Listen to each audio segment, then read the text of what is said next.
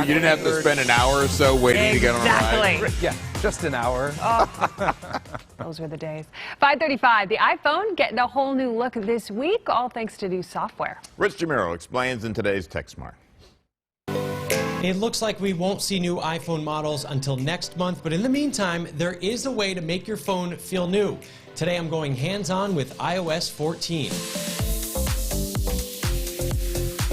It is here and it's packed with lots of new features. iOS 14 is Apple's latest software for the iPhone. It brings some of the biggest changes we've seen since the launch of the device.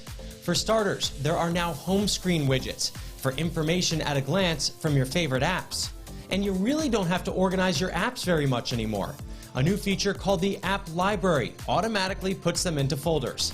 Now it's a small thing, but phone calls no longer take over the entire screen. Welcome relief if a call comes in while you're in the middle of working on something. And Siri has a new look.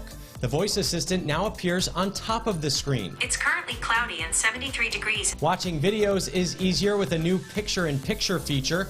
It works with popular apps and you can even resize it. In Messages, you can now pin up to 9 of your most important conversations, so they're always right at the top of the list.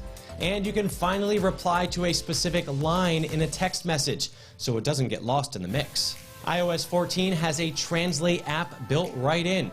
It can automatically detect the language someone is speaking. Can you please direct me to the closest subway station?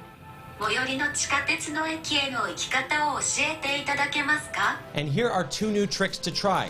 In FaceTime settings, toggle the switch for eye contact. This will make it look like you're looking at the other person, even if you're looking at your screen.